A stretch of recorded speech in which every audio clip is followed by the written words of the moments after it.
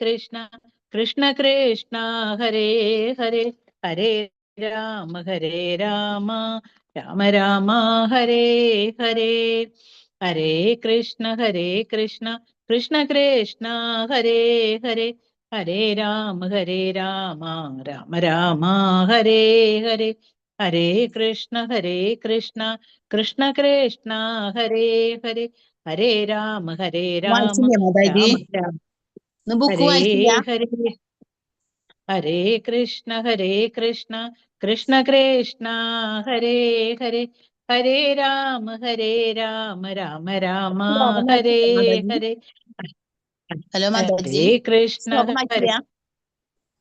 ശ്ലോകം വായന ഉണ്ടായോ? വായിച്ചു മാതാജി. വാ. ഉണ്ടായി. എത്ര മണിക്ക് തുടങ്ങിയേ മാതാജി? അധികം സമയം 7 മണി മുതൽ 7:30 വരെ. അയ്യോ, 7 മുതൽ 7:30 വരെ. അതെ, അപ്പൊ ഞാൻ മറ്റേതിൽ കേറിണ്ടായിരുന്നേ റീഡിങ്ങിന്റെ. മാതാജി ലൈവാണ്, ലൈവ്. ഓക്കെ, പിന്നെ അതെയോ? വർത്തമാനം പറയും.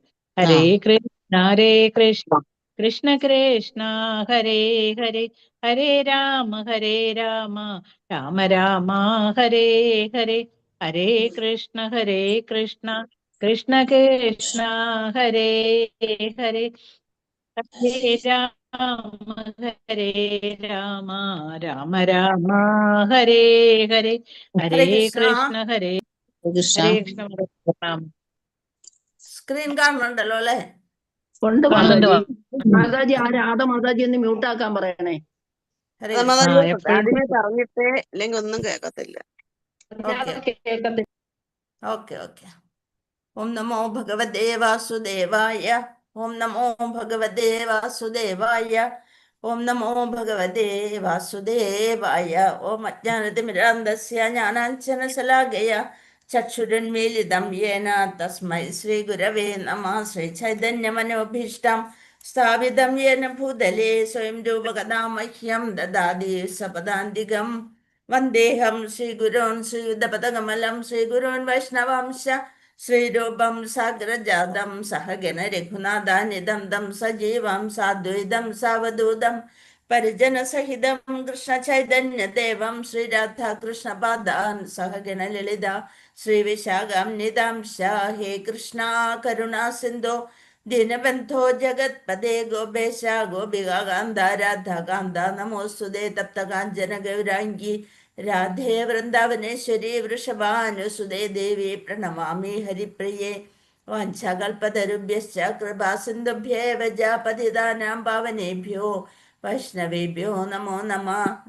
ഓം വിഷ്ണുപാദായ കൃഷ്ണപൃഷ്ഠായ ഭൂതലേ ശ്രീമതേ ജയപതാക സ്വാമിനിധി നാമിനെ നമാചാര്യപദായ നിധായ കൃപാപ്രദായിനെ ഗൗരഗദാദാമദായ നഗരഗ്രാമതാരിണേ നമഃ. ഓം വിഷ്ണുപാദായ കൃഷ്ണപൃഷ്ഠായ ഭൂതലേ ശ്രീമതേ ഭക്തിവേദാന്ത സ്വാമിനിധി നാമിനെ നമസ്തേ സാരസ്വതേ ദേവേ ഗൗരവാണി പ്രചാരിണേ നിർവിശേഷ ശൂന്യവാദി പാശ്ചാത്യ ദേശതാരിണേ. ജയ ശ്രീകൃഷ്ണ ചൈതന്യ പ്രഭു നിത്യാനന്ദ ശ്രീ അദ്വൈത ഗദാധര ശ്രീവാസാദി ഗൗരഭക്തവൃന്ദ. ഹരേ കൃഷ്ണ കൃഷ്ണ കൃഷ്ണ ഹരേ ഹരേ ഹരേ രാമ രാമ രാമ ഹരേ ഹരേ. ഹരേ കൃഷ്ണ കൃഷ്ണ കൃഷ്ണ ഹരേ ഹരേ ഹരേ രാമ രാമ രാമ ഹരേ ഹരേ. ഹരേ കൃഷ്ണ കൃഷ്ണ കൃഷ്ണ ഹരേ ഹരേ ഹരേ രാമ രാമ രാമ ഹരേ ഹരേ. ജയ ജയ ഭാഗവത ദേവ ജയ ജയ ഭാഗവത. ജയ ജയ രാധാ കൃഷ്ണ സ്വരൂപ ജയ ജയ ഭാഗവത ദേവ ജയ ജയ ഭാഗവത. നിഗമകൽപതരോർഗളിതം ഫലം ശുഖമുഖാദമൃതദ്രവ സംയുതം പിബത ഭാഗവതം രസമാലയം മുഹുരഹോ രസികാ ഭുവി ഭാവുക. നാരായണം നമസ്കൃത്യം നരം ചൈവ നരോത്തമം ദേവീം സരസ്വതീം വ്യാസം തതോ ജയമുദീരയേത്.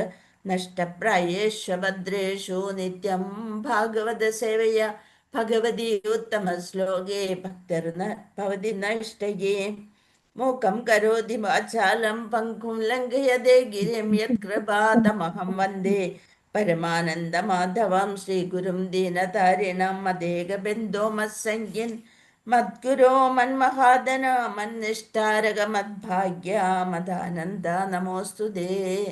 ग्रंथराज श्रीमद् भागवतम की जय, श्रील प्रभुपाद की जय, श्री गुरुदेव की जय, निताय गौर ब्रह्मानंदे हरि हरि बोल. अंतर्राष्ट्रीय कृष्णावबोध समिति മംഗളൂരു ശ്രീ ശ്രീ രാധാ ഗോവിന്ദ മന്ദിർ ഭാഗവതം ക്ലാസ്സിലേക്ക് എല്ലാവർക്കും സ്വാഗതം. ഹരേ കൃഷ്ണ.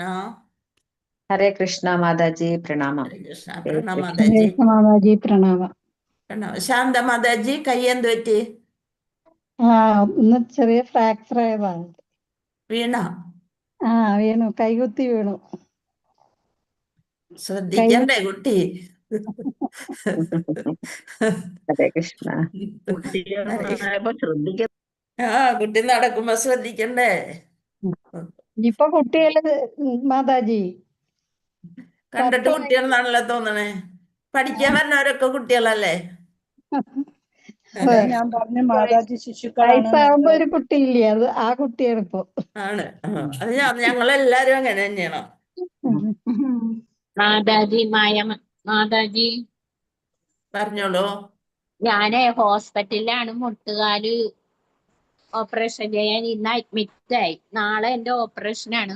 അപ്പൊ മാതാജിയുടെയും എല്ലാ മാതാജിമാരുടെ ഒരു പ്രാർത്ഥന ഉണ്ടാവണം. ശോഭാ മാതാജി ഉണ്ടാവും ട്ടോ മാതാജി. ഹരേ കൃഷ്ണ ഹരേ കൃഷ്ണ കൃഷ്ണ കൃഷ്ണ ഹരേ ഹരേ, ഹരേ രാമ രാമ രാമ ഹരേ ഹരേ, ഹരേ കൃഷ്ണ. കൂടെ ഉണ്ടാവട്ടെ ട്ടാ മാതാജി. ഹരേ കൃഷ്ണ. ഞങ്ങളൊക്കെ കൂടെ ഉണ്ട്. ഹരേ രാമ മാതാജി. ഹരേ കൃഷ്ണ. ഹരേ കൃഷ്ണ. അപ്പൊ എല്ലാരും ഇനി മ്യൂട്ട് ചെയ്ത് വെക്കണം. നമുക്ക് കുറച്ച് ബാക്കിലാണ്, അപ്പൊ ഇത്തിരി ഒന്ന് സ്പീഡിൽ പോണം. അപ്പൊ അത് കാരണം 7ാമത്തെ അധ്യായം ഇന്ന് തീർക്കണം. നമ്മൾ ഏറ്റവും ബാക്കിലാണെന്ന് പറഞ്ഞുകൊണ്ട് നമ്മുടെ കംപ്ലൈന്റ് വന്നിട്ടുണ്ട്. അങ്ങനെ പറ്റൂലല്ലോ, നമ്മൾ മറ്റൊരൊപ്പം എത്തണ്ടേ. ഹരേ കൃഷ്ണ. അപ്പൊ ഒന്ന് സ്പീഡിൽ നമുക്ക് പോകാം. ശ്രദ്ധിച്ചിരിക്കണം. അതുപോലെ തന്നെ എല്ലാവരും എന്താണ് വീഡിയോ ഓൺ ചെയ്ത് വെക്കാനായിട്ട് ശ്രദ്ധിക്കുക. അല്ലെങ്കിൽ ലെവൽ 4 കഴിഞ്ഞു നമ്മള്. അപ്പോൾ അടുത്ത ക്ലാസ്സിലേക്ക് ഉള്ള ഒരു പ്രാക്ടീസ് ഇപ്പോഴേ തുടങ്ങാം. 12 ക്ലാസ്സില് വീഡിയോ ഓൺ ചെയ്തില്ലെങ്കിൽ അങ്ങനെ തന്നെ അവരുടെ പേര് വെട്ടിക്കളയും. അപ്പൊ അത് കാരണം ഇപ്പോഴേ തുടങ്ങി വീഡിയോ ഓൺ ചെയ്ത് വെക്കണം. അപ്പൊ അതിനൊരു പ്രാക്ടീസ് ആയിക്കോട്ടെ. ഹരേ കൃഷ്ണ. ഓം നമോ ഭഗവതേ വാസുദേവായ. ഹരേ കൃഷ്ണ.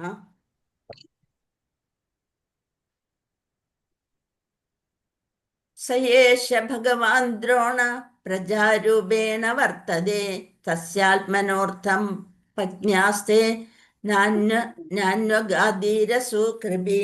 ഹരേ കൃഷ്ണ. 45 അല്ലേ? 45 അല്ലേ? 45. സയേഷ ഭഗവാൻ ദ്രോണ പ്രജാരൂപേണ വർത്തതേ തസ്യാത്മനോർത്ഥം പജ്ഞാസ്തേ നാന്വഗാധീരസൂകൃപി. തന്റെ പുത്രന്റെ അർത്ഥം നോക്കുക. വാക്കർത്ഥം സ അദ്ദേഹം ഏഷ നിശ്ചയമായും ഭഗവാൻ തന്നെ ദ്രോണഃ ദ്രോണാചാര്യൻ പ്രജാരൂപേണ അശ്വത്ഥാമാവിന്റെ രൂപത്തിൽ വർത്തതേ നിലനിൽക്കുന്നു. തസ്യ ആത്മനഃ ശരീരത്തിൽ അർത്ഥം പകുതി പത്നി ഭാര്യ ആസ്തേ ജീവിക്കുക അന്വഗാത് നിർവഹിച്ചു വീരസുഹു ജീവിച്ചിരിക്കയാൽ കൃപി സഹോദരി. കൃപാചാര്യരുടെ സഹോദരിയാണ് ദ്രോണരുടെ ഭാര്യ കൃപി. അപ്പൊ തന്റെ പുത്രന്റെ രൂപത്തിൽ അദ്ദേഹം ദ്രോണാചാര്യർ, അതായത് ദ്രോണാചാര്യര് മരിച്ചുപോയെങ്കിലും കൃപി ഭാര്യ പുത്രന്റെ പുത്രനുള്ളത് കൊണ്ട് ഇപ്പോഴും നിലനിൽക്കുന്നു. അല്ലെന്നുണ്ടെങ്കിൽ ഭർത്താവിന്റെ കൂടെ ആ ഭാര്യയും കൂടി മരിച്ചുപോയേനെ. അദ്ദേഹത്തിന്റെ പത്നിയായ കൃപി പുത്രൻ ഉള്ളതിനാൽ അദ്ദേഹത്തോടൊപ്പം സതിയെ അനുഷ്ഠിച്ചില്ല. മുൻപൊക്കെ അങ്ങനെയായിരുന്നു അല്ലെ? ഭർത്താവ് മരിച്ചു കഴിയുമ്പോ ആ ചിതയിൽ ചാടി സദ്യ അന്വേഷിക്കും. പക്ഷെ പുത്രൻ ഉള്ളത് കൊണ്ട് ആ ഒരു കർമ്മം ബാക്കി നിൽക്കുന്നത് കൊണ്ടാണ് കൃപി ദ്രോണാചാര്യരുടെ കൂടെ സദ്യ അനുഷ്ഠിക്കാതിരുന്നത്. അപ്പൊ ഭാവാർത്ഥം ശ്രീല പ്രഭുവാദിക്ക് ജയ്. ദ്രോണാചാര്യരുടെ പത്നിയായ കൃപാചാര്യരുടെ സഹോദരിയായിരുന്നു. കൃപാചാര്യരും ഒരു ഗുരുവാണ്.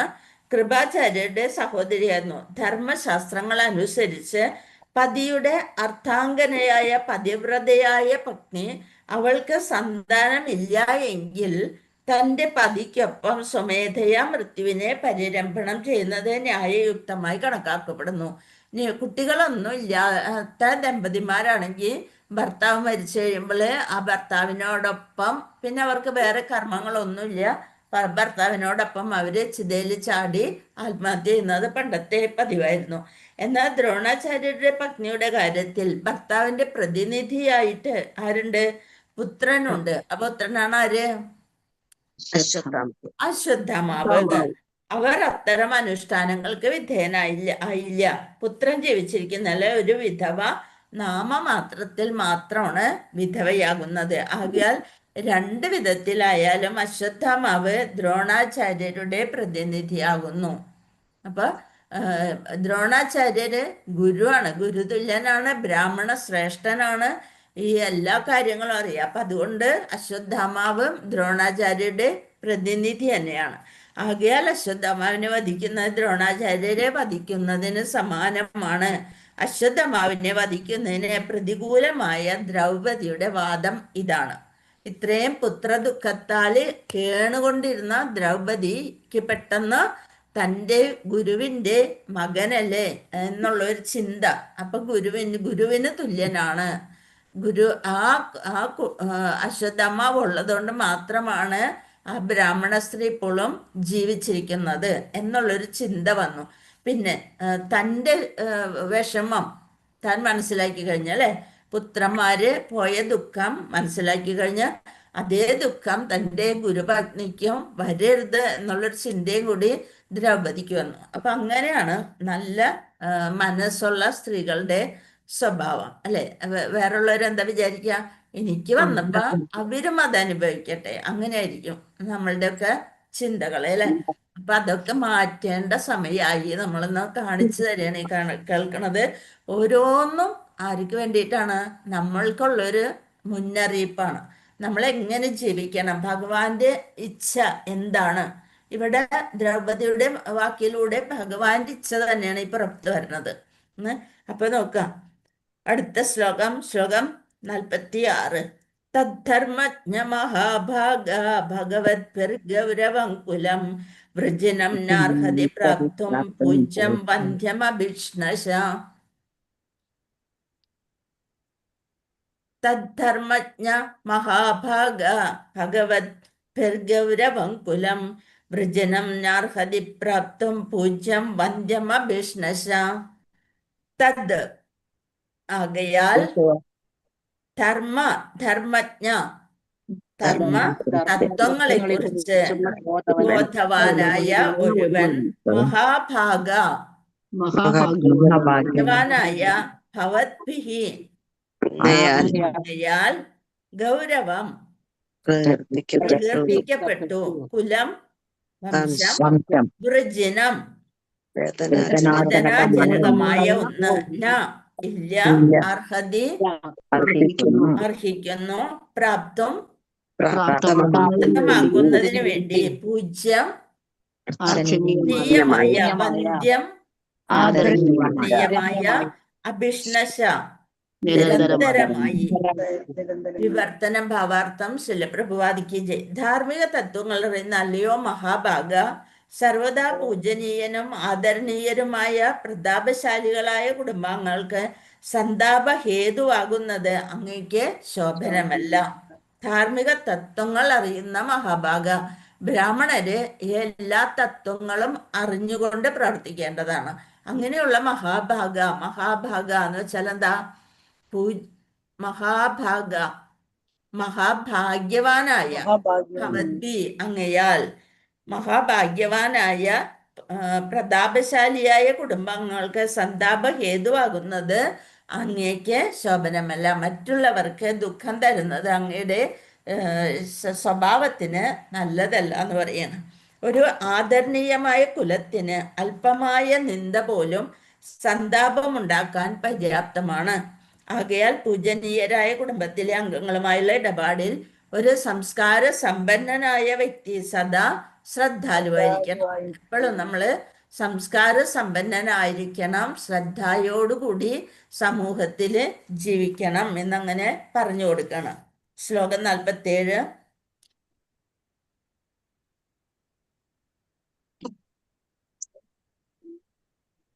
ഹരേ കൃഷ്ണ. ഓം നമോ ഭഗവതേ വാസുദേവായ. മാരോദീതസ്യ ജനനീ ഗൗതമീ പതിദേവതായ ദാഹം മൃതവത്സാർത്ത രോദിമ്യശ്രുമുഖീ മുഹുഹു. മാരോദീതസ്യ ജനനീ ഗൗതമീ പതിദേവതാ യദാഹം മൃതവത്സാർത്ത രോദിമ്യശ്രുമുഖീ മുഹു. മാ അരുത് രോദീത് കരയിപ്പിക്കുക അസ്യ ജനനി ഗൗതമി ദ്രോണപത്നി പതിദേവത യായ ദ്രോണപത്നി യഥാ വൃദ്ധവത്സ ആർത്ത രോദിമി ലഭിക്കുന്നു അശ്രുമുഖി നീരോടെ മുഹുഹു നിരന്തരമായി. എന്താ വിവർത്തനത്തിൽ പ്രഭുവാദർ പറഞ്ഞിരിക്കുന്നത്, അല്ലയോ പ്രഭു, എന്നെ പോലെ ദ്രോണപത്നിയും വിലപിക്കുവാൻ ഇടയാക്കരുത്. നമ്മൾ നേരത്തെ പറഞ്ഞ കാര്യമാണ്.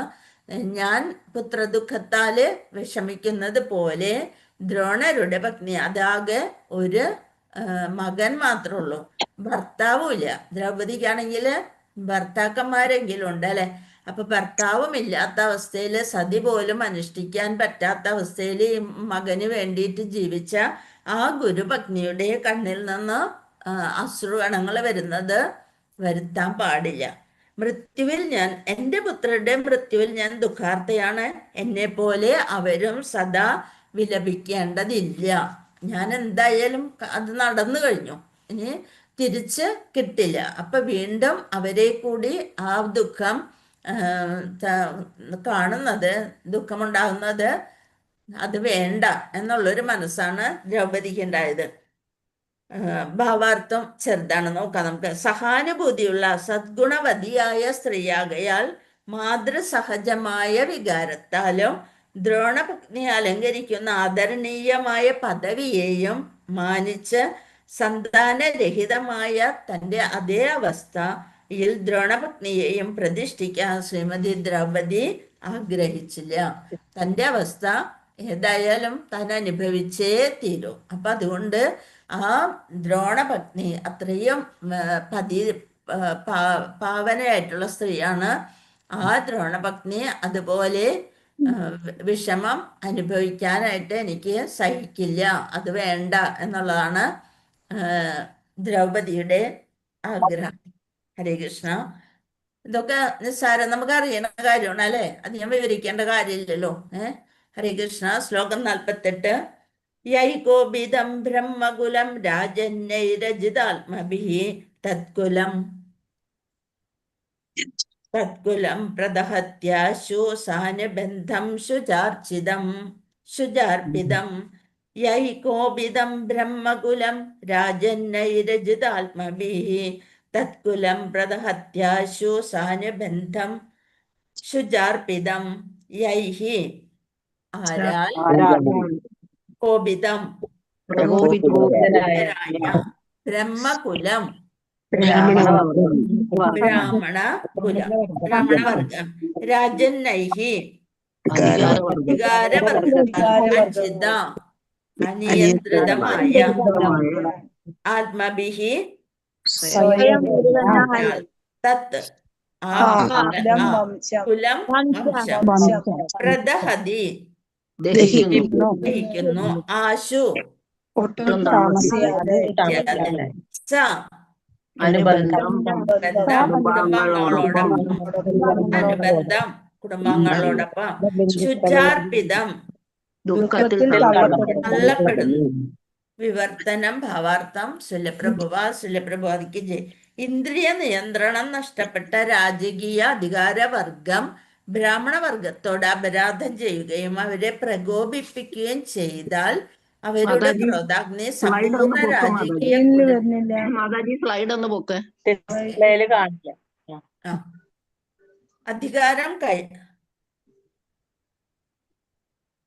ഇന്ദ്രിയ നിയന്ത്രണം നഷ്ടപ്പെട്ട രാജകീയ അധികാരവർഗം ബ്രാഹ്മണ വർഗത്തോട് അപരാധം ചെയ്താൽ എന്ത് സംഭവിക്കും? അവരെ പ്രകോപിക്കുകയൊക്കെ ചെയ്താല് അവരുടെ ക്രോധാഗ്നി, ബ്രാഹ്മണര് അത്രയും പവിത്രമായ ഒരു വംശമാണ്, അവരുടെ ക്രോധാഗ്നി സമ്പൂർണ്ണ രാജകീയ കുലത്തെയും ദഹിപ്പിക്കുകയും അവരേവർക്കും കൊടിയ വിഷാദം വരുത്തുകയും ചെയ്യും. അപ്പൊ രാജാക്കന്മാര് ക്ഷത്രിയ ഗുണങ്ങളുള്ളവരാണ് അല്ലെ. അപ്പൊ അവരുടെ ജോലി തന്നെ എല്ലാവരെയും സംരക്ഷിക്കുക എന്നുള്ളതാണ്. അപ്പൊ അങ്ങനെ ബ്രാഹ്മണരെ പ്രകോപിപ്പിച്ചാൽ എന്ത് ചെയ്യും? അവരുടെ ക്രോധ അഗ്നി, ആ ദേഷ്യമാകുന്ന അഗ്നിയില് സമ്പൂർണ്ണ രാജകീയ കുലത്തെ ദഹിപ്പിക്കാൻ കഴിവുള്ള അത്രയും കഴിവുള്ളവരാണ് ബ്രാഹ്മണര്. അവരേവർക്കും കൊടിയ വിഷാദം വരുത്തുകയും ചെയ്യും. അപ്പൊ രാജവംശം തന്നെ നശിച്ചു പോകാനായിട്ട് അവരുടെ ദേഷ്യം കൊണ്ട് സാധിക്കും എന്നുള്ളതാണ് ദ്രൗപദി പറയുന്നത്. അധികാരം കൈയാളുന്ന രാജകീയ വർഗം, വാണിജ്യ ഇടപാടുകളിൽ ഏർപ്പെട്ടിരിക്കുന്നവർ, തൊഴിലാളികൾ എന്നിങ്ങനെ താഴ്ന്ന വർഗത്തിലുള്ളവർ ബ്രാഹ്മണരെയും അഥവാ ആത്മീയ പുരോഗതി ആർജിച്ചവരെയും ഉന്നത കുലാംഗങ്ങളെയും സദാ ഉന്നതമായ ആദരണീയ സ്ഥാനത്തിൽ കണ്ടിരുന്നു. എന്നാൽ ബ്രാഹ്മണരെന്താണ്? അന്ന് ശാസ്ത്രങ്ങളൊക്കെ പഠിച്ച് അത് മറ്റുള്ളവർക്ക്, വേദങ്ങളും എല്ലാം പഠിച്ച് മറ്റുള്ളവർക്ക് പറഞ്ഞു കൊടുത്ത് മറ്റുള്ളവരെയും ഉയർത്തിക്കൊണ്ട് വരണം എന്നുള്ളൊരു ധർമ്മമാണ് അവരെടുത്തുള്ളത്. അപ്പൊ അങ്ങനെയുള്ളവരായിട്ടാണ് ബ്രാഹ്മണരെ കണ്ടിരുന്നത്. ഭഗവാനും അത് തന്നെ പറഞ്ഞിരുന്നു അല്ലെ. എല്ലാതും ഭഗവാന്റെ ഇച്ഛയനുസരിച്ചാണ് തരംതിരിച്ചിരിക്കുന്നത്, കർമ്മത്തിനനുസരിച്ച് ആണ് തരംതിരിച്ചിരിക്കുന്നതെന്ന്. അപ്പൊ അങ്ങനെയുള്ള ബ്രാഹ്മണരെ ആത്മീയ പുരോഗതി ആർജിച്ചവരാണ്. അപ്പൊ ഉന്നത കുലാംഗങ്ങളാണ് അവര്. സദാ ഉന്നതമായ ആദരണീയ സ്ഥാനത്തിൽ കണ്ടിരുന്നു. ഇപ്പോഴാണ് അവരും താഴേക്ക് പതിച്ചു. മറ്റുള്ളവര് അവരെ എന്ത് വേണമെങ്കിലും പറയാം എന്നുള്ള സ്ഥിതിയിലേക്ക് മറ്റുള്ളവരും എത്തി. ശ്ലോകം 49. ഹരേ കൃഷ്ണ. സൂതവാച ധർമ്മ്യം ന്യായം സകരുണം നിർവ്യലീകം സമം മഹത് രാജധർമ്മസുതോ രാജ്ഞ പ്രത്യനന്ദധ്വജോദിജ. ധർമ്മ്യം ന്യായം സകരുണം നിർവ്യലീകം സമം മഹത് രാജധർമ്മസുതോ രാജ്ഞ പ്രത്യനന്ദധ്വജോദ്വിജ. സൂത ഉവാച. ഗോസ്വാമി അരുളി ചെയ്തു. ധർമ്മ്യം ന്യായം സകരുണം സമ്പൂർണമായി നിർവ്യലീകം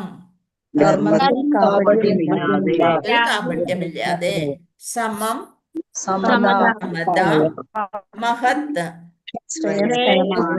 ശ്രേയസ്കരമായ രാജാവ് ധർമ്മസുത ധർമ്മപുത്രൻ രാജ്ഞ പ്രത്യനന്ദത് വജഹ ഭാവനകൾ വിദ്യുജ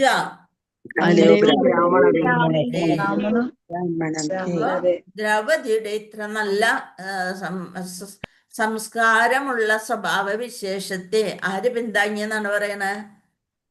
ധർമ്മപുത്രര്. ധർമ്മം അറിയുന്ന ധർമ്മപുത്രര് അതിനെ ശരിവെച്ചു. അതാണ് വിവർത്തനത്തിലൂടെ നമുക്ക് മനസ്സിലാക്കാൻ സാധിക്കാം. സൂത ഗോസ്വാമി അരുളി ചെയ്തു, അല്ലയോ ബ്രാഹ്മണരെ, ധർമ്മതത്വങ്ങൾക്ക് അനുസൃതമായവയും ന്യായയുക്തവും മാഹാത്മ്യമുള്ളതും ദയാപൂരിതവും സമത്വമുള്ളതും കാപട്യമില്ലാത്തതുമായ രാജ്ഞിയുടെ പ്രസ്താവനകളെ. അപ്പൊ എന്തെല്ലാം ഗുണങ്ങളാണ് രാജ്ഞിക്കുള്ളതെന്ന് ധർമ്മപുത്രർ പറയണേ. എന്തൊക്കെയാണ്? ന്യായത്തിനനുസരിച്ച് പ്രവർത്തിക്കാനുള്ള മനസ്സുണ്ട്, ധർമ്മതത്വങ്ങൾക്ക് അനുസൃതമായതാണ്, മാഹാത്മ്യമുള്ളതാണ്, ദയാപൂരിതമാണ്, സമത്വമുള്ളതാണ്, എല്ലാവരെയും ഒരുപോലെ കാണുന്ന ഒരു മനസ്ഥിതിയുണ്ട്, കാപട്യമില്ല, മറ്റുള്ളവരെ ചതിക്കണം എന്നുള്ളൊരു സ്വഭാവമേ ഇല്ല. ഇങ്ങനെയുള്ള രാജ്ഞിയുടെ പ്രസ്താവനകളെ മഹാരാജാവ് യുധിഷ്ഠിരൻ പൂർണ്ണമായും പിന്താങ്ങി, ശരിയെന്ന് വെച്ചു. ഭാവാർത്ഥം ശില്യപ്രഭുവാദിക്ക് ജയ്. ധർമ്മരാജാവിന്റെ അഥവാ യമരാജാവിന്റെ പുത്രനായ മഹാരാജാവ് യുധിഷ്ഠിരൻ ധർമ്മരാജാവിന്റെ പുത്രനാണ്, ധർമ്മിഷ്ഠനാണ്, ധർമ്മപുത്രർ എന്ന് തന്നെയാണ് യുധിഷ്ഠിരനെ അറിയുന്നത്. അദ്ദേഹം അവസാനം വരെ ആ ധർമ്മത്തിൽ അധിഷ്ഠിതമായി തന്നെയാണ് പ്രവർത്തിച്ചിരുന്നത്. അങ്ങനെയുള്ള യമധരാജാവിന്റെ പുത്രനായ മഹാരാജാവ് സ്ലൈഡ് വരുന്നില്ല മാതാജി. പ്ലേ ചെയ്യാമോ? സോറി ഹരേ കൃഷ്ണ. ആ. ധർമ്മരാജാവിന്റെ അഥവാ യമരാജാവിന്റെ പുത്രനായ മഹാരാജാവ് യുധിഷ്ഠിരൻ അശ്വത്ഥമാവിനെ മോചിപ്പിക്കണമെന്ന് രാജ്ഞി ദ്രൗപദി അർജുനനോട് ആവശ്യപ്പെട്ടതിനെ പൂർണ്ണമായും പിന്തുണച്ചു. അർജുനൻ അത് സമ്മതിക്കാതെ അവനെ കൊല്ലേണ്ട എന്നുള്ള ഒരു ഇതില് യുധിഷ്ഠിര മഹാരാജാവ് സ്വന്തം ഭാര്യയെ പിന്താങ്ങി. രാജ്ഞി ദ്രൗപദി അർജുനനോട് ആവശ്യപ്പെട്ടതിനെ പൂർണ്ണമായും പിന്തുണച്ചു. ഒരു ശ്രേഷ്ഠ കുലത്തിലെ അംഗത്തിന്റെ അപമാനം ഒരുവൻ സഹിക്കരുത്. അർജുനൻ ദ്രോണരിൽ നിന്നും ധനുർവിദ്യ അഭ്യസിച്ചതിനാൽ ദ്രോണാചാര്യരുടെ കുടുംബത്തോട് അർജുനനും അദ്ദേഹത്തിന്റെ കുടുംബവും കടപ്പെട്ടിരിക്കുന്നു. എന്തുകൊണ്ടാണ് ശ്രേഷ്ഠ കുലത്തിലെ അംഗത്തിന്റെ അപമാനം ഒരുവൻ സഹിക്കരുത് എന്ന് പറയാം? കാരണം ദ്രോണര് ഇവരുടെ കുല ഗുരുവാണ്. അപ്പൊ അദ്ദേഹത്തിന്റെ കുടുംബവും ഈ പാണ്ഡവരുടെ കുടുംബം അവരോട് കടപ്പെട്ടിരിക്കുന്നു. അത്തരം ഔദാര്യപൂർണമായ കുടുംബത്തോട് നന്ദികേട് കാട്ടുകയാണെങ്കിൽ അതൊരിക്കലും ശിഷ്ടാചാരപരമായി ന്യായീകരിക്കത്തക്കതല്ല. ഒരിക്കലും അത് ന്യായീകരിക്കാൻ സാധ്യമല്ല. മഹാത്മാവായ ദ്രോണാചാര്യരുടെ അർത്ഥാംഗനയായ ദ്രോണപത്നിയെ അനുകമ്പാപൂർവം ഉപചരിക്കേണ്ടതാണ്. ഇപ്പൊ കുട്ടികൾ എന്തെങ്കിലുമൊക്കെ തെറ്റ് ചെയ്തെങ്കിലും മുന്നത്തെ കാര്യങ്ങൾ നമ്മൾ മറക്കരുത്. ദ്രോണരുടെയും അദ്ദേഹത്തിന്റെ പത്നിയുടെയും കാര്യങ്ങൾ നമ്മൾ ചിന്തിക്കണം. അനുകമ്പാപൂർവം ഉപചരിക്കേണ്ടതാണ്. പുത്രന്റെ മൃത്യു വന്ന സന്താപത്തിൽ അവരെ ഒരിക്കലും തള്ളുകയും അരുത്. അതാണ് അനുകമ്പ. പൂർണ്ണ ജ്ഞാനത്തോടെ മാത്രമേ നടപടികൾ എടുക്കാവൂ. ആകയാൽ ദ്രൗപദിയുടെ ഇത്തരം പ്രസ്താവനകൾ കാപട്യരഹിതമാണ്. മനസ്സിലൊട്ടും കാപട്യമില്ലാത്ത ദ്രൗപദിയുടെ പ്രസ്താവന ശരിവച്ചു. അവളുടെ സ്വ അനുഭവത്തിൽ നിന്നും സംസാരിക്കുന്നതാകയാൽ ഇവിടെ സമഭാവനയുണ്ട്. എന്താണ് സ്വാനുഭവം? തന്റെ മക്കളെയും വധിക്കപ്പെട്ടു. അയ്യൊരു ദുഃഖം ദ്രോണപത്നിക്ക് വരരുത് എന്ന് പറഞ്ഞുകൊണ്ട് അവളുടെ സ്വ അനുഭവത്തിൽ നിന്നും സംസാരിക്കുന്നതാകിയാൽ ഇവിടെ സമഭാവനയുണ്ട്. ഒരു മാതാവിന്റെ ദുഃഖം ഒരു വന്ധ്യയ്ക്ക് മനസ്സിലാകുകയില്ല. ഒരു കുട്ടികളില്ലാത്തവർക്ക് കുട്ടികളുള്ള ഒരു മാതാവിന്റെ ദുഃഖം മനസ്സിലാവില്ല. ദ്രൗപദി സ്വയം ഒരു മാതാവാകിയാൽ കൃപിയുടെ സന്താപത്തിന്റെ ആഴം എത്രത്തോളം ഉണ്ടാകുമെന്ന ദ്രൗപദിയുടെ മുന്നാലോചന പൂർണ്ണമായും യുക്തമാണ്. ശ്രേഷ്ഠ കുടുംബത്തോട് യഥോചിതമായ ആദരവ് പ്രകടിപ്പിക്കാൻ അവർ ആഗ്രഹിക്കയാൽ ഇത് ശ്രേയസ്കരമാകുന്നു. അപ്പൊ നമ്മള് സ്ത്രീകൾക്ക് ഒരു സ്ത്രീകളുടെ സ്വഭാവത്തിന്റെ ഏറ്റവും വലിയ ഉദാഹരണമാണ് നല്ല കുലസ്ത്രീകൾ എങ്ങനെ പെരുമാറണം എന്ന് കാണിച്ചു തരാണ് ദ്രൗപദിയുടെ പെരുമാറ്റത്തിലൂടെ. ഹരേ കൃഷ്ണ. ശ്ലോകം 50. നകുല സഹദേവശ്ച യുയുധാനോ ധനഞ്ജയ ഭഗവാൻ ദേവകി പുത്രോ യേ ജാനേയാശ്ചയോഷിതഃ. നകുല സഹദേവശ്ച യുയുധാനോ ധനഞ്ജയ ഭഗവാൻ ദേവകീ പുത്രോ യേ ചാന്യേയാശ്ച ജോഷിതഃ. വാക്കർത്ഥം നകുലഃ നകുലൻ നകുലൻ സഹദേവഃ ച യുയുധാനഃ. സാത്വികി എന്ന് പറയുന്നത് കൃഷ്ണന്റെ ഒരു ബന്ധുവാണ്. അർജുനന്റെ ശിഷ്യനുമാണ് സാത്വികി. ധനഞ്ജയ അർജുനൻ. ഭഗവാൻ ഉത്തമപുരുഷൻ. ദേവകി പുത്രഃ സുതൻ. കൃഷ്ണ ഭഗവാൻ. യേ ആരെല്ലാം യേ മറ്റുള്ളവർ. യാഹ ആരെല്ലാം പറഞ്ഞു. യോഷിതഃ ഇപ്പൊ നോക്കാം വിവർത്തനം. ശിലപ്രഭുവാദിക്ക് ജയ. നകുലനും സഹദേവനും, അതായത് നകുലനും സഹദേവനും രാജാവിന്റെ ഇളയ ഭ്രാതാക്കൾ. സാത്യകിയും അർജുനനും ദേവകീ നന്ദനായ പരമദിവ്യോത്തമ പുരുഷനായ ശ്രീകൃഷ്ണനും സ്ത്രീജനങ്ങളും മറ്റുള്ളവരും എല്ലാം രാജാവിനോട് ഐകകണ്ഠ്യേന യോജിച്ചു. രാജാവ് അത് പറഞ്ഞോടുകൂടി ആരൊക്കെ? ഭ്രാതാക്കളും നകുലൻ, സഹദേവൻ, സാത്യകി പറഞ്ഞ് കൃഷ്ണന്റെ ഒരു ബന്ധുവാണ്, അർജുനന്റെ ശിഷ്യനാണ്. ദേവകീ നന്ദനായ ച പരമദിവ്യോത്തമ പുരുഷനായ ഭഗവാൻ ശ്രീകൃഷ്ണനും സ്ത്രീജനങ്ങളും അവിടെ കൂടി നിന്നവരും. ശരിയാണ്, ദ്രൗപദിക്ക് മാത്രമേ ഇങ്ങനെ പെരുമാറാൻ സാധിക്കുള്ളൂ. അപ്പൊ അതുകൊണ്ട് നമ്മൾക്ക് ക്ഷമിക്കാം എന്നുള്ളൊരു തീരുമാനത്തില് ദ്രൗപദിയുടെ തീരുമാനത്തെ അവരെല്ലാവരും അംഗീകരിച്ചു. എല്ലാം രാജാവിനോട് ഐക്യകണ്ഠ്യേന യോജിച്ചു. ശ്ലോകം 51. ഓം നമോ ഭഗവതേ വാസുദേവായ. തത്രാഹമർഷിതോ ഭീമസ്തസ്യ ശ്രേയാൻ വദ സ്മൃതഃ ന ഭർത്തുർനാത്മനശ്ചാർത്തേ യോഹൻ സുപ്താൻ ശിശൂൻ വൃഥാ. പക്ഷെ ഇവിടെ ഓരോരുത്തരുടെ പേരുകൾ എടുത്ത പഞ്ചപാണ്ഡവന്മാരെല്ലാവരും അംഗീകരിച്ചു എന്ന് പറയണില്ല അല്ലെ. അതില് ആരൊക്കെയാണ്? നകുലൻ, സഹദേവൻ, സാത്വികി, അർജുനൻ, അങ്ങനെ. പിന്നെ യുധിഷ്ഠിരൻ പറയുന്നു. അപ്പൊ ബാക്കി ഒരാൾ അവിടെ മാറി നിൽക്കുന്നുണ്ട് അല്ലെ. അതാണ് അടുത്ത ശ്ലോകത്തിലൂടെ മനസ്സിലാക്കാൻ സാധിക്കുന്നത്. തത്രാഹമർഷിതോ ഭീമസ്തസ്യ ശ്രേയാൻ വദ സ്മൃതഃ ന ഭർത്തുർനാത്മനശ്ചാർത്തേ യോഹാൻ സുപ്താൻ ശിശൂൻ വൃഥാ. ഹരേ കൃഷ്ണ. തത്ര അപ്പോൾ ആഹ അരുളി ചെയ്തു. അമർഷിതഃ കൂടി. ഭീമഃ കേട്ട് ഭീമൻ ദേശത്തോടുകൂടി പറയാണ്. തസ്യ അവന്റെ ശ്രേയാൻ പരമനന്മ വദഃ സ്മൃതഃ ഇല്ല ഭർത്തുഹു ആത്മനഃ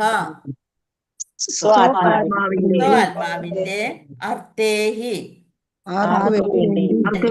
യഹ ആര് അഹൻ വധിച്ചു സുപ്താൻ ശിശൂൻ അവരെ വെറുതെ. ലോകം വായിക്കുമ്പോ തന്നെ മനസ്സിലാക്കാൻ സാധിക്കുന്നുണ്ട് ഓരോന്നിന്റെ അർത്ഥം എന്തായിരിക്കും. എല്ലാ വാക്കും കിട്ടിയില്ലെങ്കിലും നമ്മൾക്ക് മനസ്സിലാക്കാൻ സാധിക്കും. എങ്കിലും ഭീമൻ കോപാകുലനായി അവരോട് വിയോജിച്ചു. യുധിഷ്ഠിരൻ ഇതൊക്കെ പറഞ്ഞു, ബാക്കി എല്ലാവരും സമ്മതിച്ചെങ്കിലും ഭീമൻ സമ്മതിച്ചില്ല. കോപാകുലനായി അവരോട് വിയോജിച്ചു. സ്വതാൽപര്യങ്ങൾക്കോ അവന്റെ യജമാനന്റെ ഇച്ഛാനുസൃതമോ അല്ലാതെ വൃഥാ നിദ്രയിലാണ്ടിരുന്ന ബാലന്മാരെ വധിച്ച ഈ അപരാധിയെ വധിക്കാൻ ഭീമൻ ശുപാർശ ചെയ്തു. ഈ 5 കുട്ടികളെയും ആരുടെ സന്തോഷത്തിന് വേണ്ടിയാണ് വധിച്ചു കൊണ്ടു ചെന്നത്?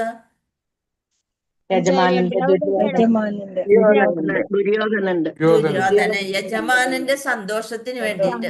പക്ഷെ ഇത്ര ക്രൂരനായ യജമാനനായിരുന്നിട്ട് പോലും ദുര്യോധനന് അത് കണ്ടപ്പോൾ സങ്കടമായി. വിഷമം തോന്നി. സങ്കടമായി. ഇത് ഉറങ്ങിക്കിടക്കുന്നിരുന്ന 5 പിഞ്ചു കുഞ്ഞുങ്ങളെയാണ് തലയറുത്ത് കൊണ്ടുപോയി യജമാന് സന്തോഷമാകുന്ന വെച്ച് പറഞ്ഞുകൊണ്ട് കാൽക്കൽ കൊണ്ട് സമർപ്പിച്ചത്. അത് കണ്ടിട്ട് ദുര്യോധനന് പോലും അതില് സന്തോഷം തോന്നിയില്ല. പാണ്ഡവർ ഇത്ര വൈരികളാണെങ്കിലും കൂടി അവരുടെ കൊച്ചുമക്കളെ തലയറുത്ത് കൊണ്ടുവന്നത് ദുര്യോധനന് പോലും സഹിക്കാൻ പറ്റിയില്ല. അശ്വത്ഥമാവിനാണെങ്കിൽ അവരോട് യാതൊരു പക ഉണ്ടാവേണ്ട കാര്യമില്ല. സ്വന്തം അതാണ് പറയുന്നത്, സ്വതാല്പര്യങ്ങൾക്കോ സ്വന്തം താല്പര്യങ്ങൾക്കും അല്ല. പിന്നെ അതുകൂടാതെ യജമാനന്റെ ഇച്ഛയോടുകൂടി. എന്നാൽ യജമാനൻ പറയണം നീ പോയി അവരെ കൊന്നു കൊണ്ടുവാ എന്ന് പറയുകയാണെങ്കിൽ അത്രയെങ്കിലും ഒരു കാര്യം അവിടെ നടന്നു എന്ന് വിചാരിക്കുക. അതുമില്ല. അപ്പൊ യജമാനന്റെ താല്പര്യത്തിനുമല്ല. നിദ്രയിലാണ്ടിരുന്ന ബാലന്മാരെ വധിച്ച ഈ അപരാധി, ഇവനെ ഒരു ബ്രാഹ്മണ കുലത്തിൽ ഇവൻ എങ്ങനെ വന്ന് പിറന്നത്? അപ്പൊ അതുകൊണ്ട് ഇവനെ വധിക്കാൻ അർഹനാണ്, ഇവൻ വധാർഹനാണ് എന്ന് ഭീമന് ഒന്നും അങ്ങോട്ടും ഇങ്ങോട്ടും നോക്കാനുള്ള കാര്യമില്ല. ഭീമൻ ഉടനെ അതിന് എതിർപ്പ് പ്രകടിപ്പിച്ചു. അവനെ വധിക്കുക തന്നെ വേണം, ഇത് അപരാധിയാണ്. ഈ അപരാധിയെ വധിക്കാൻ ഭീമൻ ശുപാർശ ചെയ്തു. ശ്ലോകം 52. നിശമ്യ ഭീമഗതിദം ദ്രൗപദ്യാശ്ചതുർഭുജഃ ആലോക്യവദനം സഖ്യുരുദിഹാമാഹാഹ സന്നിവ. 52 കഴിഞ്ഞിട്ട് വന്നിട്ടില്ല എന്ന് തോന്നുന്നു. ഹരേ കൃഷ്ണ. ഇല്ല, 52 തുടങ്ങിയുള്ള മീനിങ് ഇട്ടിട്ടില്ല. 52 വന്നിട്ടുള്ളൂ, ശ്ലോകം മാത്രമേ വന്നിട്ടുള്ളൂ മാതാജി. ഹരേ കൃഷ്ണ. അപ്പൊ നമ്മൾക്ക് അത് ബുക്കുള്ളവര് നോക്കി വെക്കുക. നാളെ ഞാൻ ഇതെടുത്തിട്ട് ഇതിൽ ഇട്ട് തരാട്ടോ നിങ്ങൾക്ക് നോക്കാൻ വേണ്ടി. അപ്പൊ ശ്രദ്ധയോടുകൂടി ഇരിക്കുക. ബുക്കുള്ളവർ അതിൽ നോക്കാം. ഹരേ കൃഷ്ണ. നിശമ്യ ശ്രവിച്ചയുടെ ശ്ലോകം. നിശമ്യ ഭീമഗതിദം ദ്രൗപദ്യാശ്ചതുർഭുജഃ ആലോക്യവദനം സഖ്യുരുദിമാഹാഹ സന്നിവ. എല്ലാവരും മ്യൂട്ട് ചെയ്ത് വെക്കണേ. ഹരേ കൃഷ്ണ. നിശമ്യ ശ്രവിച്ചയുടൻ ഭീമഹ ഭീമൻ ഗതിദം പറയപ്പെട്ടത് ദ്രൗപദിയുടെ ചതുർഭുജഃ ചതുർഭുജൻ പരമദിവ്യോത്തമ പുരുഷൻ ആലോക്യ ദർശിക്കയാൽ വദനം സഖ്യുഹു ഭഗവാന്റെ മിത്രത്തിന്റെ ഇതം ഇപ്രകാരം ആഹ കഥിച്ചു ഹസൻ പുഞ്ചിരിച്ചുകൊണ്ട് പോലെ. വിവർത്തനം ഭാവാർത്ഥം ശ്രീല പ്രഭുവാദിക്ക് ജയ്.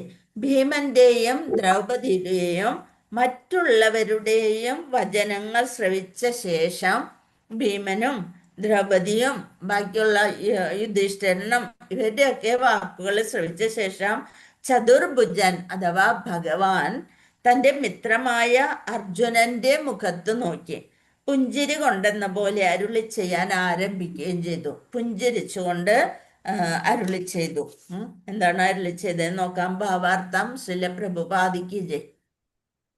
കഴിയാറായ 20 വരെ ഉണ്ട് അല്ലെ? 8:20 വരെ അല്ലേ? അതെ മാതാജി. ഹരേ കൃഷ്ണ. ഭീമന്റെയും ദ്രൗപദിയുടെയും യുധിഷ്ഠിരന്റെയും എല്ലാവരുടെയും വാക്കുകൾ കേട്ട ശേഷം എല്ലാം അറിയുന്ന ഭഗവാൻ എല്ലാവരുടെയും മനസ്സിലിരുന്നു കൊണ്ട് പരമാത്മാവായിട്ടിരിക്കണ എല്ലാ കാര്യങ്ങളും വരാൻ പോകുന്നതും എന്തൊക്കെ നടക്കണം ഇതെല്ലാം അറിയുന്ന ചതുർഭുജൻ ഭഗവാൻ ശ്രീകൃഷ്ണൻ ഒന്ന് പുഞ്ചിരി കൊണ്ടു. ഇവർക്ക് എപ്പോഴും ഒരു ചിരിയാണ് അല്ലെ? ആ പുഞ്ചിരി കൊണ്ടെന്ന പോലെ അരുളി ചെയ്യാൻ ആരംഭിക്കുകയും ചെയ്തു. ഈ ഭാവാർത്ഥം കൂടി വായിച്ചിട്ട് നമുക്ക് നിർത്താട്ടോ. ഹരേ കൃഷ്ണ. ശ്രീകൃഷ്ണ ഭഗവാന് ഇരുഭുജങ്ങളാണുള്ളത്. എന്നാൽ അദ്ദേഹത്തെ ചതുർഭുജനായി ചിത്രീകരിച്ചിരിക്കുന്നത് എന്തുകൊണ്ടാണെന്ന് ശ്രീധര സ്വാമി ഇവിടെ വിവരിച്ചിരിക്കുന്നു. അശ്വത്ഥമാവിന്റെ വധത്തെ സംബന്ധിച്ച് ഭീമനും ദ്രൗപദിക്കും വിരുദ്ധമായ കാഴ്ചപ്പാടാണുള്ളത്. ദ്രൗപദി പറഞ്ഞത് അംഗീകരിക്കാൻ ഭീമന് താല്പര്യമില്ല. ഭീമൻ അവനെ തൽക്ഷണം വധിക്കണമെന്നും നേരെ മറിച്ച് ദ്രൗപദി അശ്വത്ഥമാവിനെ സംരക്ഷിക്കണമെന്നും ആഗ്രഹിച്ചു. ഭീമൻ പറഞ്ഞു അവൻ കൃപ ചൊരിയേണ്ടവനല്ല, അവനെ ഉടനെ വധിക്കാൻ വേണം. അവൻ ഇത്രയും കൊച്ചു കുട്ടികളെ വധിച്ചതുകൊണ്ട് യാതൊരു ദയയും അർഹിക്കുന്നില്ല, അവനെ അപരാധിയാണ്, അവനെ വധിക്കണം എന്ന് പറഞ്ഞു. വധിക്കാൻ തയ്യാറായ ഭീമനെയും ഭീമനെ തടയുന്ന ദ്രൗപദിയെയും നമുക്ക് വിഭാവന ചെയ്യാവുന്നതാണ്. ഇത് ചെയ്തിട്ടില്ലെങ്കിൽ നമുക്കറിയാം, ദ്രൗപദി ഉടനെ ഭീമനോട് അതിന് തടസ്സം പറഞ്ഞിട്ടുണ്ടാവും. അപ്പോൾ ഇരുവരെയും തടയുന്നതിനായി ഭഗവാൻ മറ്റ് ഇരുഭുജങ്ങളിലെയും സ്ഫുടീകരിച്ചു. അത് ഭക്തർക്ക് മാത്രമേ അത് കാണാൻ പറ്റുള്ളൂ. എന്താണ് പറയണത്? അത് ഭഗവാന്റെ ആ രൂപം സാധാരണ ഒരു ഇടയബാലനല്ല എന്ന് മറ്റുള്ളവർക്ക് ബോധ്യപ്പെടുത്താൻ വേണ്ടിയിട്ടാണ് ആ ചതുർഭുജനായിട്ട് ആ ഭക്തർക്ക് കാണാൻ വേണ്ടി നിന്നുകൊടുത്തത്. പാണ്ഡവര് ഭക്തരാണ് അല്ലെ? അപ്പൊ പാണ്ഡവർക്ക് മനസ്സിലാകും ഇത് സാക്ഷാൽ പരമോന്നത പുരുഷനായ ഭഗവാൻ ശ്രീകൃഷ്ണനാണെന്ന്. യഥാർത്ഥത്തിൽ ആദ്യ ഭഗവാനായ ശ്രീകൃഷ്ണൻ ഇരുഭുജങ്ങൾ മാത്രമേ ദൃശ്യമാക്കുന്നുള്ളൂ. ശരിക്കും നമ്മളുടേതല്ല, ഭഗവാന്റെ രൂപമാണ് നമുക്ക് ലഭിച്ചിരിക്കുന്നത്. മനുഷ്യരൂപം എന്ന് പറയുന്നത് ഭഗവാന്റെ ശരിയായ രൂപമാണ് നമ്മൾക്ക് ലഭിച്ചിരിക്കുന്നത്. അങ്ങനെ ഇരുഭുജങ്ങളുള്ള ഭഗവാൻ എന്നാൽ തൻ്റെ നാരായണ രൂപത്തിൽ എത്ര ഭുജങ്ങള് അല്ലെ? വിശ്വരൂപത്തില് നമ്മൾ കണ്ടതാണ് ഭഗവത്ഗീത പഠിച്ചപ്പോൾ അനേക വക്രം എന്നൊക്കെ പറഞ്ഞില്ലേ? അപ്പൊ അതുപോലെ എന്നാൽ തൻ്റെ നാരായണന്റെ രൂപത്തെ, നാരായണ രൂപം എപ്പോഴും ചതുർഭുജനാണ്. അദ്ദേഹം ചതുർഭുജങ്ങളെയും ദൃശ്യമാക്കുന്നു. നാരായണ ഭാവത്തിൽ ഭഗവാൻ ഭക്തരോടൊപ്പം വൈകുണ്ഠലോകത്തിൽ വസിക്കുന്നു. വൈകുണ്ഠലോകത്തില് നാരായണ രൂപത്തിലാണ്, പക്ഷെ ഗോലോക വൃന്ദാവനത്തില് ഇരുഭുജത്തിലാണ്. അതാണ് ഈ പറഞ്ഞു തരുന്നത്. അതേസമയം ഭഗവാൻ തന്റെ യഥാർത്ഥ ശ്രീകൃഷ്ണ ഭാവത്തിൽ ആത്മീയ ആകാശത്തിൽ വൈകുണ്ഠലോകങ്ങൾക്കും ഉപരിയായ വിദൂരമായ കൃഷ്ണലോകത്തിൽ പരിലസിക്കുന്നു. ആകയാൽ ശ്രീകൃഷ്ണനെ ചതുർഭുജൻ എന്ന് വിശേഷിപ്പിച്ചാൽ അതിൽ യാതൊരു വൈരുദ്ധ്യവുമില്ല. എത്ര ഭുജം വേണമെങ്കിലും കാണിക്കാൻ കഴിവുള്ളവനാണ് ഭഗവാൻ ശ്രീകൃഷ്ണൻ. ആവശ്യമെങ്കിൽ 100 കണക്കിന് ഭുജങ്ങൾ ദൃശ്യമാക്കാൻ ശ്രീകൃഷ്ണ ഭഗവാന് കഴിയും. അർജുനന് ദൃശ്യമാക്കിയ തന്റെ വിശ്വരൂപത്തിൽ പ്രദർശിപ്പിച്ചതുപോലെ ആകയാൽ 100,000 ഭുജങ്ങൾ ദൃശ്യമാക്കുന്നവന് ആവശ്യമുള്ളപ്പോഴൊക്കെ ചതുർഭുജങ്ങളും ആവിഷ്കരിക്കാൻ കഴിയും. അപ്പൊ 100,000 ഭുജങ്ങൾ കാണിക്കാൻ സാധിക്കുന്ന ആൾക്ക് ഒരു 4 കൈകൾ കാണിക്കാൻ എന്താ പ്രയാസമുള്ളത്? അശ്വത്ഥമാവിനെ എങ്ങനെ കൈകാര്യം ചെയ്യണമെന്ന് അറിയാതെ അർജുനൻ ചിന്താക്കുഴപ്പത്തിലായപ്പോൾ അർജുനന്റെ ആത്മമിത്രം എന്ന നിലയിൽ ശ്രീകൃഷ്ണ ഭഗവാൻ പരിഹാരം കാണുന്നതിനായി സ്വമേധയ ആ പ്രശ്നത്തെ ഏറ്റെടുത്തു. അദ്ദേഹം പുഞ്ചിരി തൂക്കുകയും ചെയ്തു. അപ്പൊ മനസ്സിലായി, അർജുനനും ഇപ്പൊ എന്തോ ഒരു വിഷമസ്ഥിതിയിലാണ്. ഇതിന് ശരിയായൊരു തീരുമാനമെടുക്കാൻ അർജുനനും സാധിക്കുന്നില്ല. പക്ഷേ ഭഗവാൻ ശ്രീകൃഷ്ണൻ തന്നെ അത്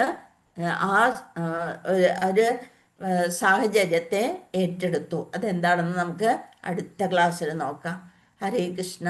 വാഞ്ചകൽപതരുഭ്യശ്ച കൃപാസിന്ധുഭ്യേവ പതിതാനാം പാവനേഭ്യോ വൈഷ്ണവേഭ്യോ നമോ നമഃ. अनंत वैष्णव भक्तवृंद की जय, श्रील प्रभुपाद की जय, श्री गुरुदेव की जय, निताय गौर ब्रह्मानंदे। हरि हरि बोल। हरे कृष्णा।